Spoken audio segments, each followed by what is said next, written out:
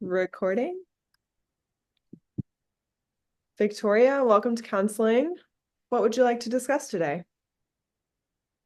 Today, I probably want to talk about my dad a little bit and how it's very conflicting. I don't have a very good relationship with my dad, and he just with the holidays and everything, we have to see him a lot now. Yeah. And it's it's hard because he our parents got a divorce and he was a big part in like a lot of it, and he kind of put us through, me and my siblings through a lot.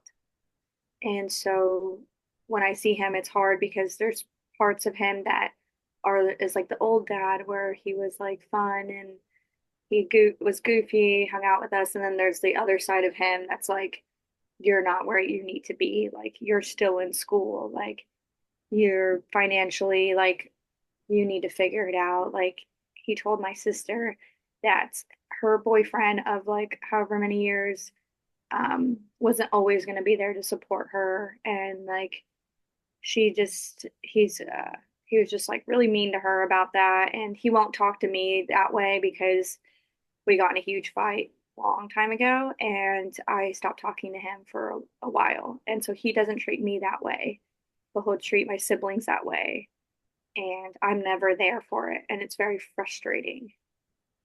Yeah, you see differing sides of your dad, the one that you remember growing up with, the one your siblings get, and the version that you get. Yeah, and it's I don't know, it's just it's tough because we feel forced to see him. It's not even something we want to do. It feels like a burden on everyone, and especially with the holidays. It's just kind of like, why are we even bothering? You know? You feel sad that that's what the relationship has become. Yeah. And then it's just like there's parts like I can see him. He'll like wait around when we're all at lunch because like he doesn't want us to leave, and that makes me really sad when he Okay. does that, and makes me feel sad. But then I'll hear the other side of it, and it's like, oh, you just piss me off. Like, what are you doing? Like, so there's a bunch to it. He also has a whole nother family. Um, he's married, has a daughter. She's my stepsister. She's 2 years old. I'm 26. So there's a big age gap, but she's a little angel. Um, it also makes me mad because I feel like he's never taken his mental health seriously, and now his daughters or my stepsisters are going through mental health problems, and it's just like a cycle. And it's just like, how am I seeing this and I can't do anything? I feel very powerless. Mm. You're on the outside looking in, feeling protective of your siblings, step Mhm. siblings. Yeah, I mean everyone, and it's just hard to like bite my tongue because I'm very aggressive, I would say. And so I would just fight back with him on it. And I just I don't want to lose him. Like I realized I do want a relationship with him, but it's just hard. It feels like he just makes it harder for everyone to have a relationship with him. Yeah, you make the effort and you feel powerless to make any impact on him. Yeah, pretty much. And yeah, I don't know. The holidays are just really hard because I'm trying to balance everything, balance school, balance work, life, balance families. I've got my boyfriend's family, my mom, my dad, and then it's just a lot. There's a lot of engagements that I feel like I have to make, and I just don't want to do any of it. I would just be alone on Christmas. So I'm kind of sound sad, but I don't know.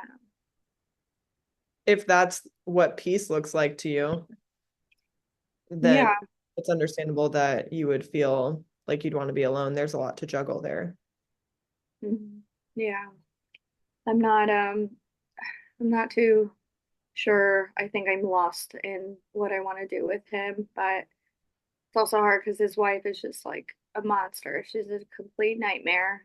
She she doesn't she doesn't talk to us. Um, last time I went, we all kind of walked in the room and she looked at us and looked away.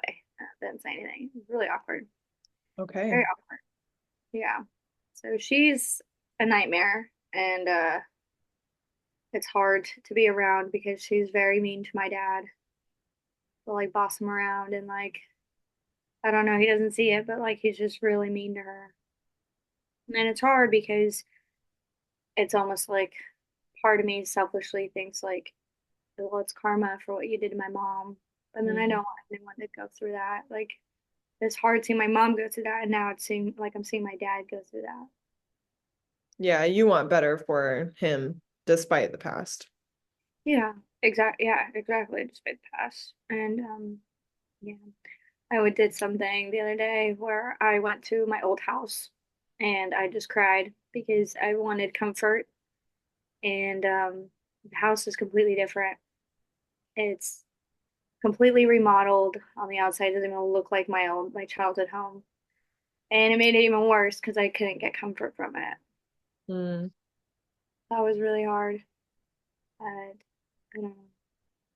It's hard You for me to feel talk. Sorry. do what? Sorry, I didn't mean to interrupt. Oh, no, you're okay. This is all for you.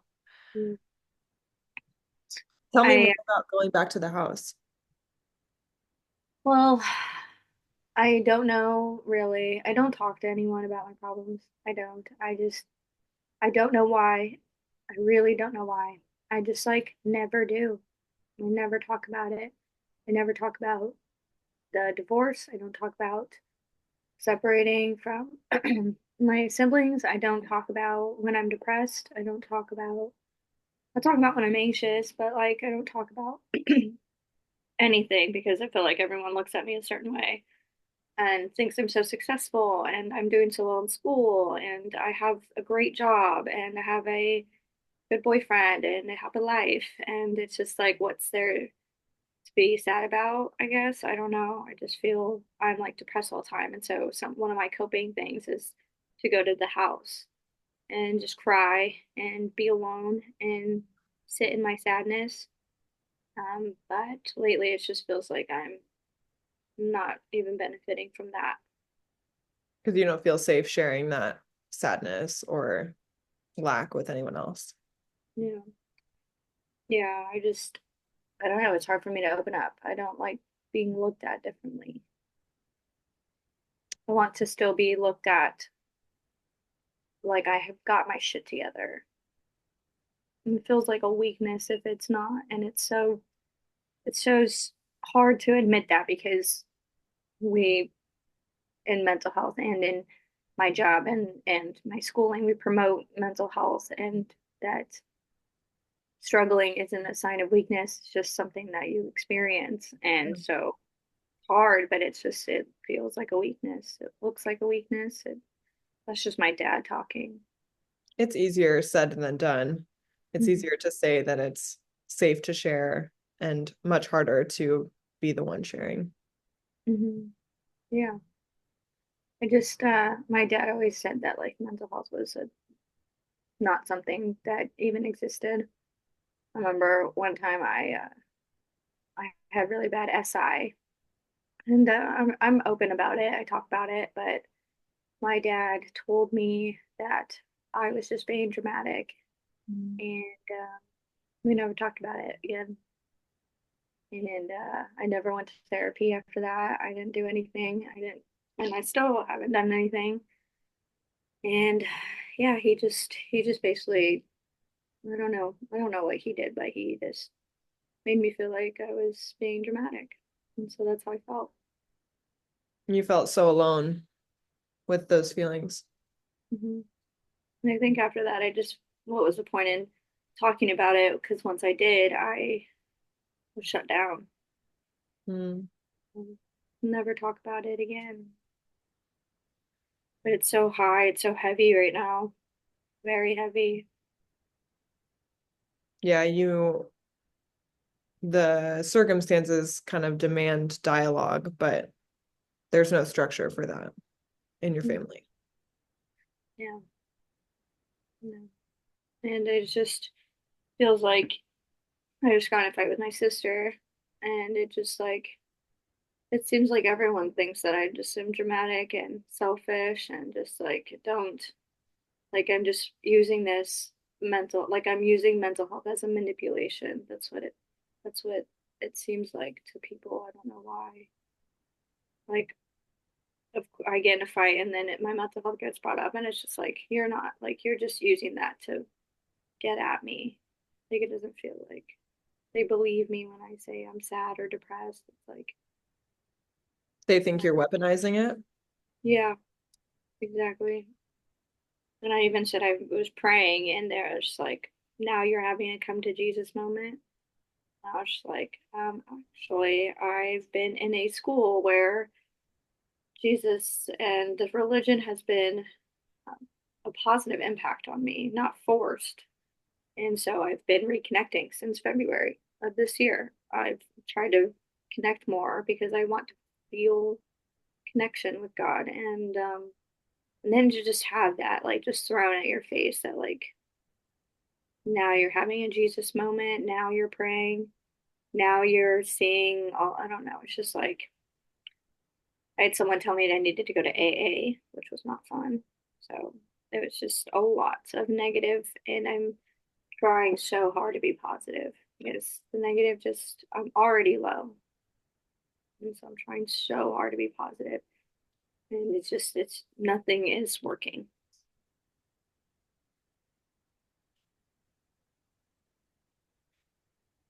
Nothing's working, and your family is really denying every positive opportunity that you offer. Yeah. Makes me feel like I'm I don't know. Makes me not want to do it. Makes me Not not want want to do to what? get help. Makes me not want to get help. Like I don't deserve it. You feel isolated and you're almost more comfortable there. Yeah, definitely. I'm so comfortable there. I feel like that's what I've been doing this whole time has been isolated and not talking about my problems and not expressing how I feel because this is what happens. So it's hard to like want to when you just proved yourself right again. Like it's just better to be in the dark. I know it's not, just because of not like logically and what we do and being a mental health case manager working with clients with depression and being in the classes that I'm in and just like working on all that I know it's wrong. I know like I can look at the logic behind everything and understand that it's not healthy to be isolated, but it's what you said. It's comfortable. Yeah. It's like it's easier. Because the road to health is difficult. It's difficult, and it just feels like if no one even is going to believe me anyways, then what's the point? If I express that I'm doing that and I express that I'm getting help and it's still not enough for others that I've maybe hurt or wronged, then it just doesn't make sense. Why even change at all?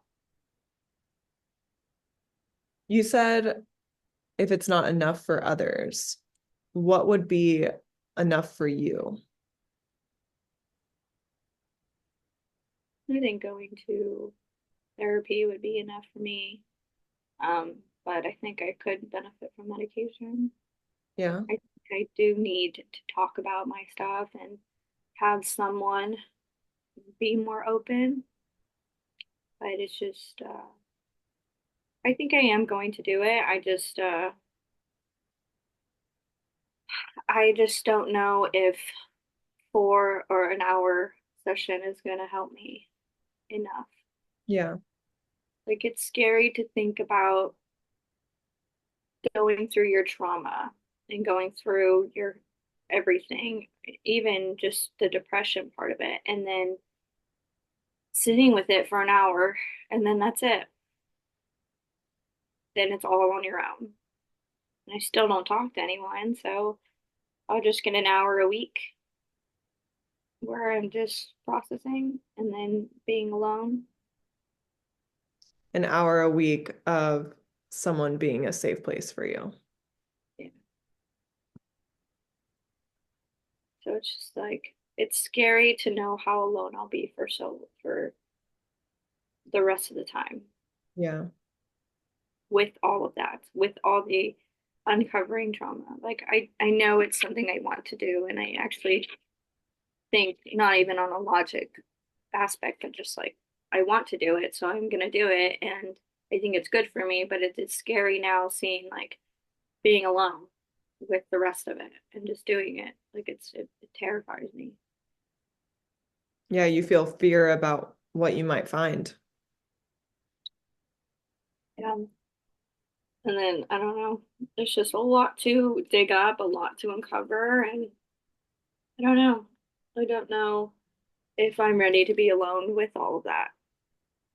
And I don't know how to talk to others about it.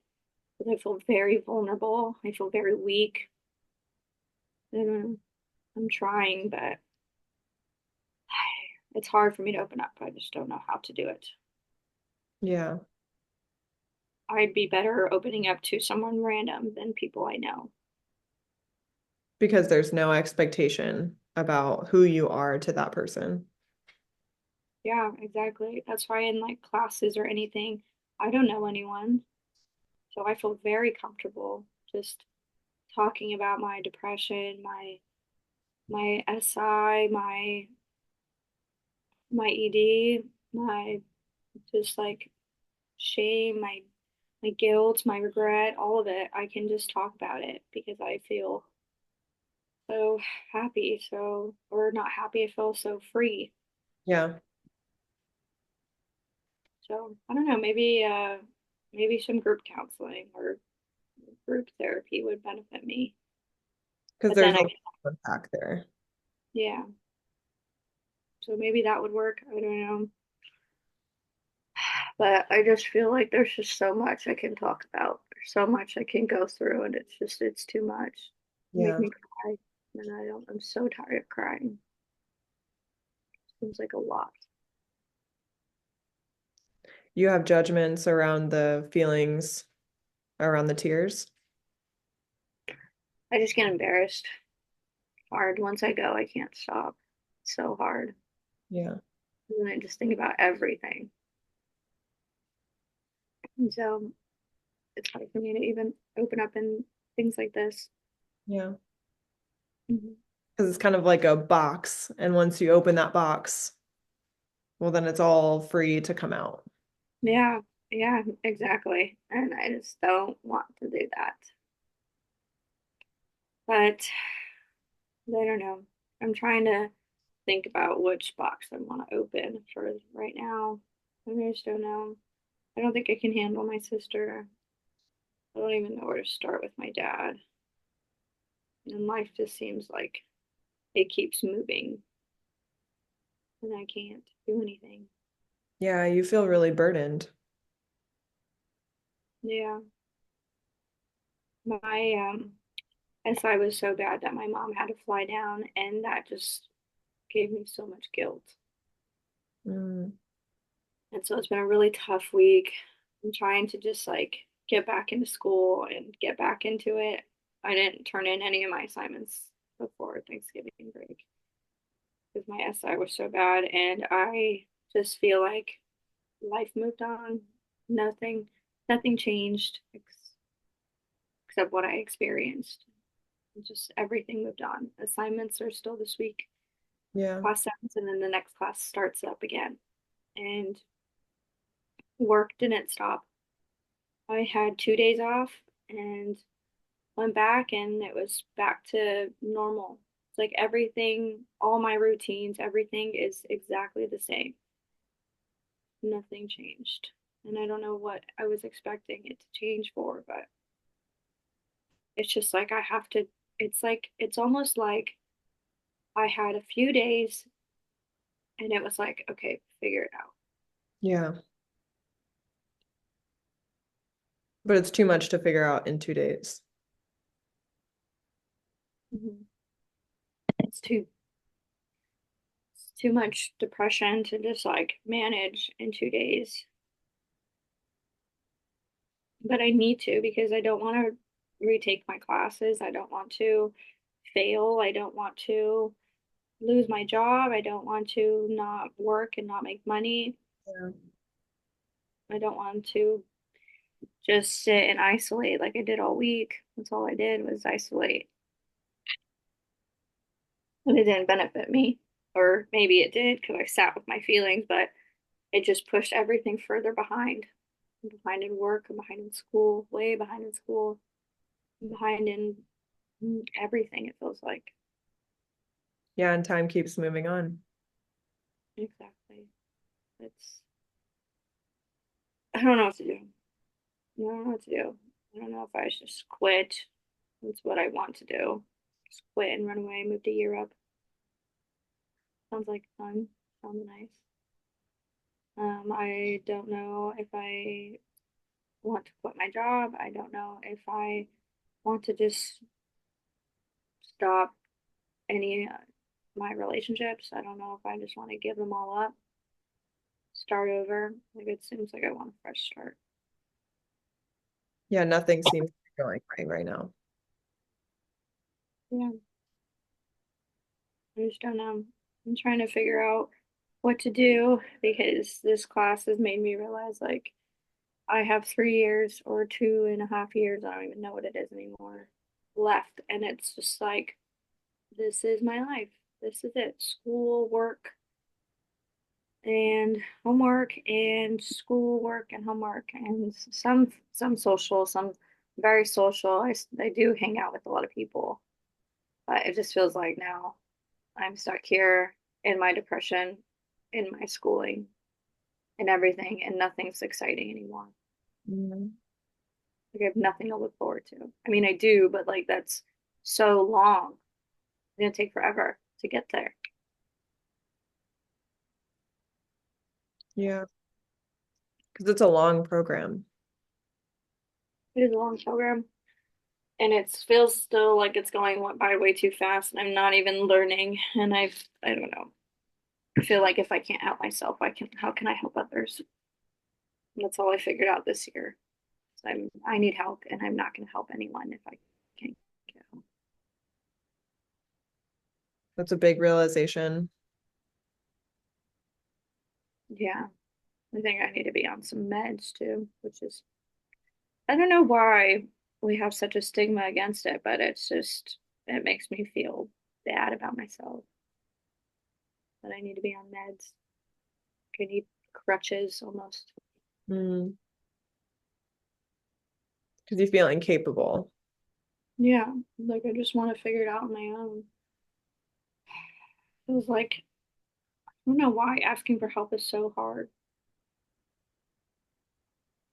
I don't know why I just can't talk to anyone. Why medications feels negative and why I can just never ask for help.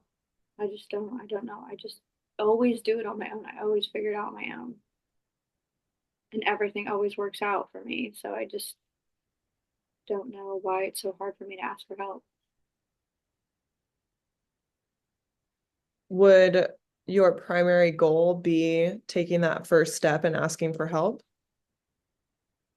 Yeah, I think so. I just don't even know where to begin. I don't know how to do it. I don't know when I've had this like coping skill or this way of doing things for so long. I'm 26 years old and never talked about my feelings, like never talked to people, don't open up. I've done the same things my whole life. And so how do I get out of that routine? Because in the moment I'll just do what I want to do. I'll just do the same things. But like reflecting back, I'm like, no, I can't do that. I need to just talk to someone. And I have so much support. Like I do have a lot of support and I know that.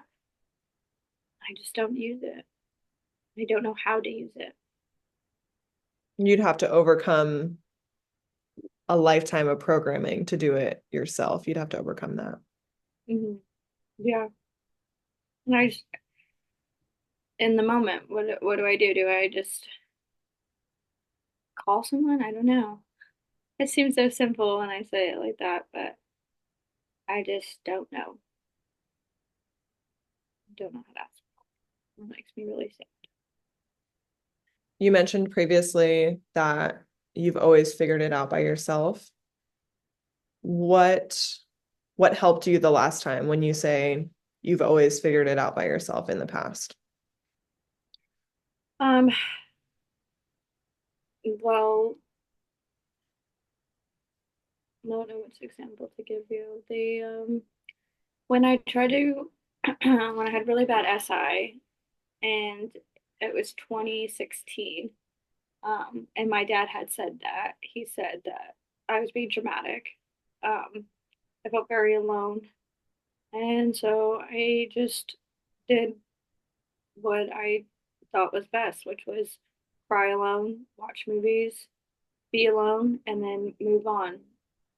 And so that's just always what I do when I'm sad. I'll just cry, watch comfort shows, comfort movies, and be alone, run errands, do anything I can to get out of it. But I never talk to anyone. I don't journal because when I journal, I say really mean things to myself. And I just think it's worse for me to journal. So I just, I just always just sat and laid in bed, kind of like rotted in bed. And it's worked so far. I still have SI, I still have thoughts all the time. So it's not working, but it's just maybe delaying.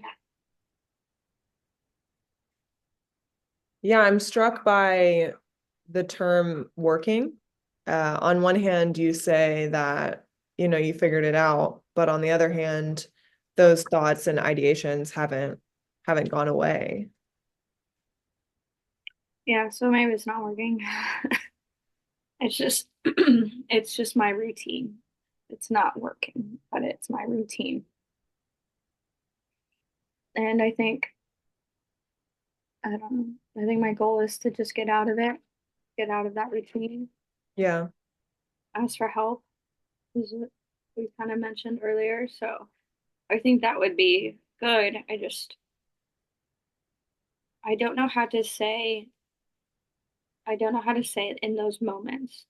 Yeah. How to do it in those moments, like in real time. When the Because I feelings can, are heavy and yeah, the emotions are there, you don't know how to say, I need help. yeah. I don't know who to call. I don't know what to say. I don't know if anyone would make me feel better. I think that's just maybe that's fear because of when I did reach out to my dad, he said that. Now it's coming full circle. Well, that's when I did reach out to my dad and he said I was being dramatic. He made me feel dumb. He made me feel slower than I did. And so I think I fear talking to anyone. And I even just said, like, I don't even know if they'll make me feel better because I don't know. What if they just try to fix me and just be like, no, let's just go get some drinks and you'll be okay. Or let's let's just go shopping. It'll be fine. Like what if they don't make me feel better? And I feel like everyone always says like, well, what if they do? And it's like, well, yeah, but there's also such a high chance that they don't make you feel better, that you don't feel better.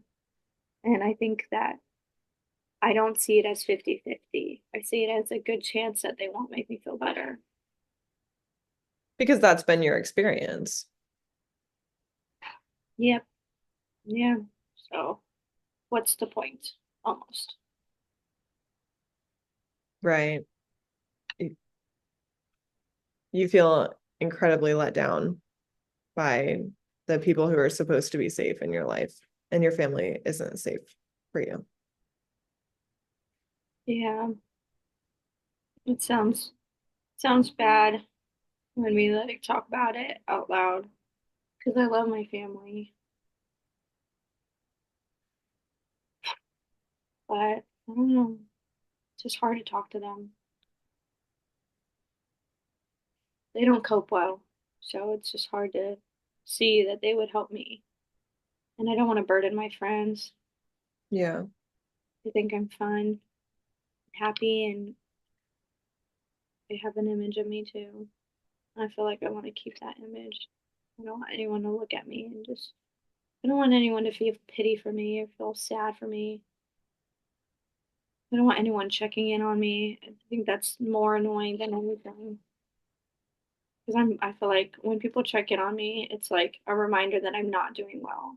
Hmm. And I don't know where that stems from or what it is, but like it makes me so mad. It just like I am trying to be better, so that I don't know. It just makes me so mad when people check in on me, and that feels like that's I know that's wrong. It seems wrong to feel that way, but I just get mad. Other people checking in on you is an indicator that you're not doing it alone, which is your comfort. Yeah. I think I just look at it so negatively because that's what my dad instilled. Yeah. It just feels like a reminder, like you're weak. And it shouldn't be looked at that way. I know that, but it's just hard to get away from that. It could be a reminder that people care about you, and that is a strength.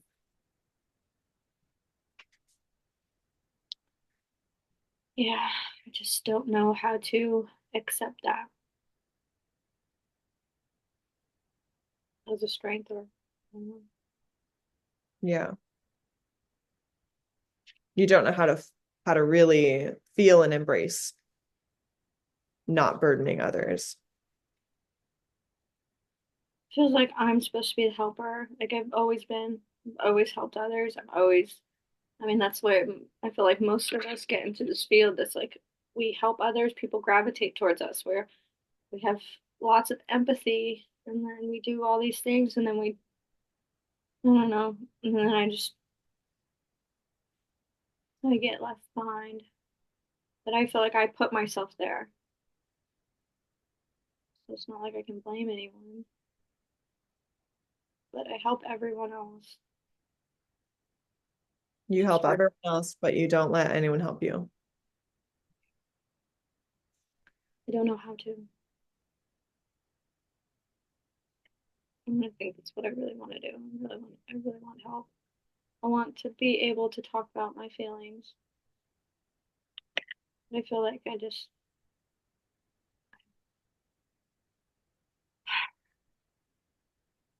get mad when I think about this. I just think about my dad.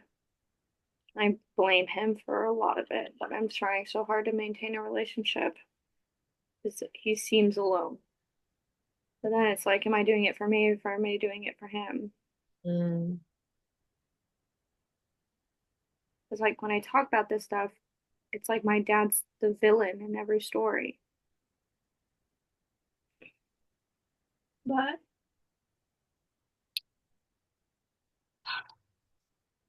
he just seems so sad and alone.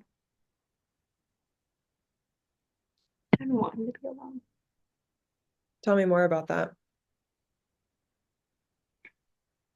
Well, when we went to lunch, we all hung out. He did his normal, like, talk to us about finances and whatever. But then, like, you could tell he's like searching for things to talk about so we don't leave.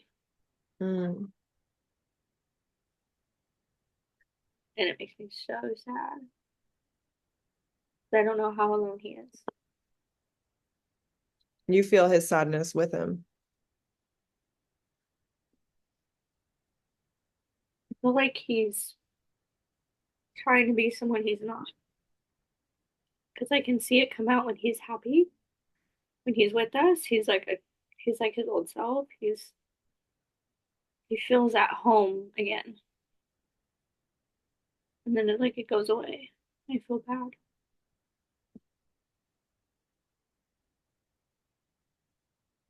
It goes away.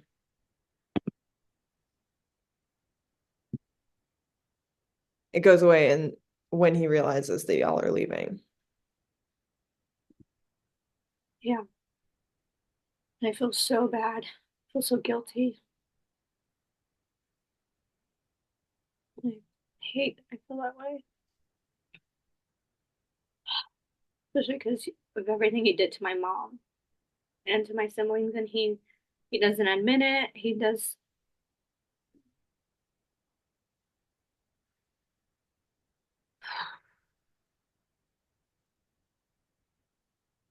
I feel like they always give people second chances because everyone deserves one, I think. But then it's hard when someone just keeps messing up. Yeah. And you feel torn between your mom's story and your experience of your dad and what he's done to your siblings and your empathy for the whole situation. Yeah, and just like knowing that how I feel, I I feel like sometimes that's how he feels. You've seen some of you in your dad. And I feel like I know how hard it is for like me. So I don't want him to be alone.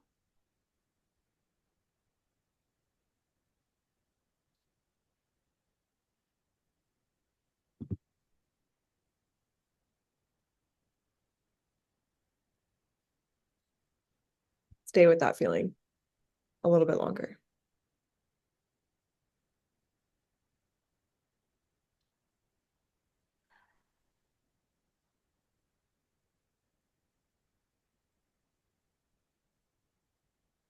I don't know, maybe I'm projecting. Maybe he doesn't even feel that way at all. But it's just how sad I feel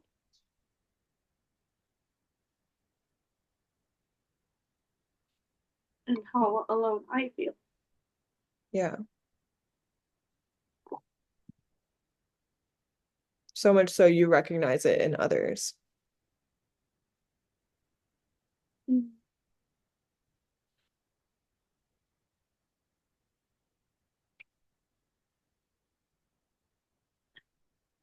Yeah, I just don't know how to.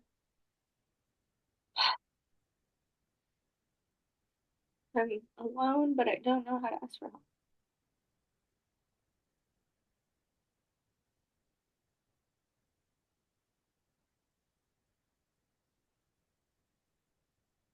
And the goal would be taking that first step and learning how to ask for help.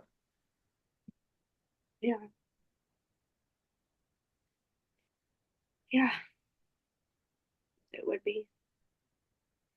How could asking for help improve your situation? Well, I wouldn't feel alone. And I feel so alone.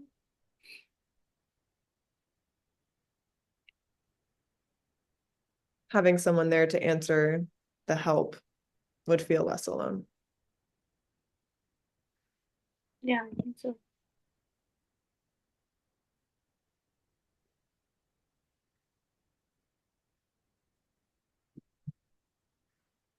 I see the benefit of it.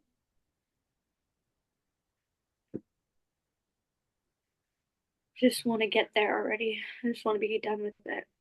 I just want to be good. I want to be healthy. Yeah.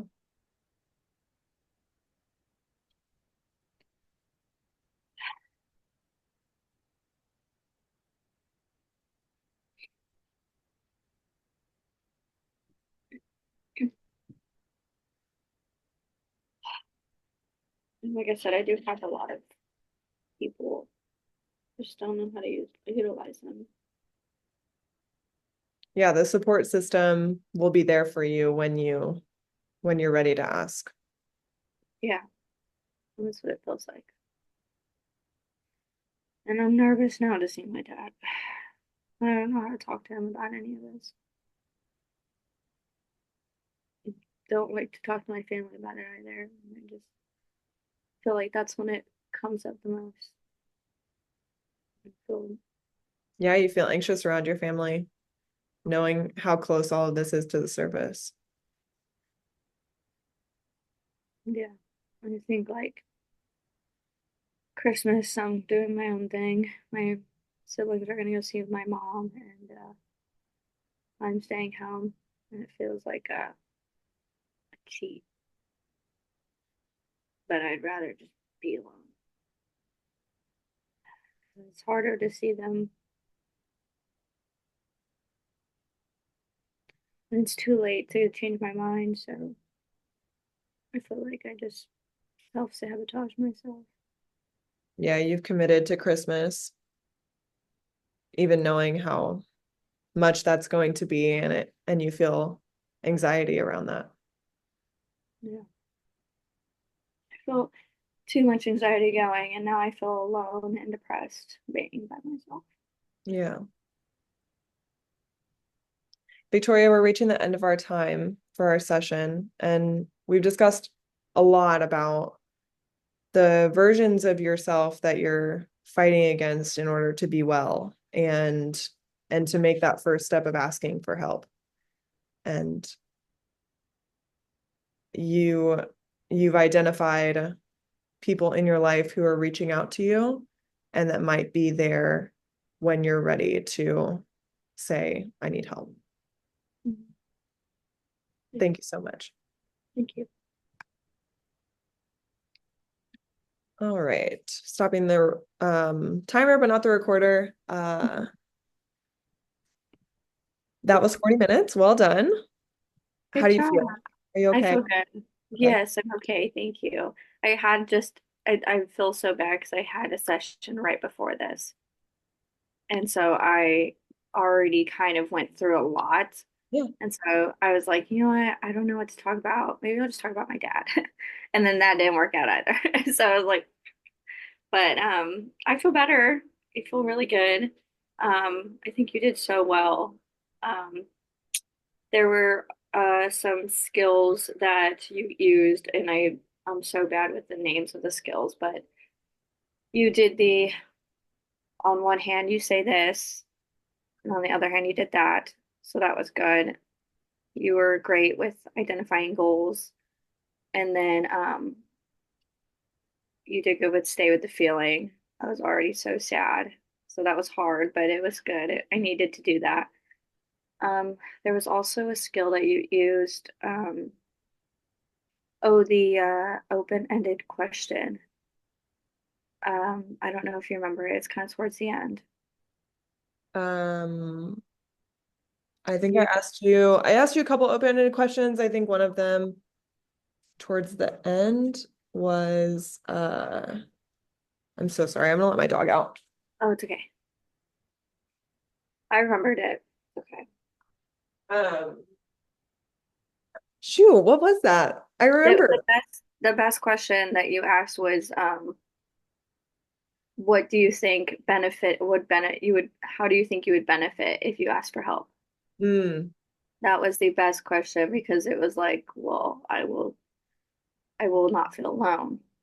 And that was the best question you asked. Oh, good. Yeah, and it was a good technique. It's one of the techniques that we have. I don't know Yeah. if you recognize that. Um, and then going through,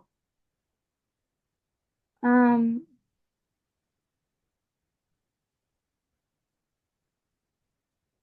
I think it was nice to sit in the silence for a little bit at some point. Um, I don't think anything really broke connection. We were not facilitated. I think sometimes in the um, one of the things you said threw me off a little bit. It was it was a word. It was just like an emotion I think they used to describe the family. Mm. I don't remember what it was. It was in the beginning, Okay. and it wasn't scared or something. I don't remember what it was, but it wasn't the exact motion or thing that I had fit for that. Hmm. Uh, but I don't know what would have been better. So I don't know. That's the only thing I could remember. But there was some word that was used in the beginning, and that's I'll not look very for helpful. it. Yeah. Yeah, If it was just like a little awkward, you're saying? yeah, I was like, I don't know if that's right. Okay. Um, and I don't know. It wasn't like that obvious that I needed to correct you though. It wasn't like bad, bad. It was just something that I felt like I was like, maybe that wasn't right. But yeah, I think um you know what I think actually makes me feel better in general, which I think it helps as a counselor too, is when you you connect more with like um immediacy. That's the one. Okay. Because I could tell that you would kind of feel certain things like with your emotions, and it made me feel better that like, oh yeah, this is sad when you were doing it like visually. But I Yeah. think if you said like, when you say this, it makes me really sad, you could have used that skill. Um, and you didn't, but it wasn't a bad thing you didn't, or Oh, that's you good. used That's good that feedback. Yeah. worked. But I think immediacy is something that like you were doing physically, but I think if you said it, it would have been like, yeah, like it sucks. Almost like a tuning, but with words. Yeah. I wonder if like near that silence would have been a good time because we were definitely feeling, both of us were like feeling the depth of and just like the heaviness of all, right? Like you had just said how much it all is. And Mm-hmm. I definitely felt that. And Mm-hmm. maybe like around the silences towards the end would have been good to just like, because we were sitting in it. Hmm. Yeah, which felt really good. But I think immediacy is, if you ever don't know, that might be good. But some people don't like it. So I don't know. But it makes me feel better. So I No, don't know. that's really I good think feedback. it'd be really good. Stupendous. If you're good, I'm gonna stop the recording. Yes. Fantastic.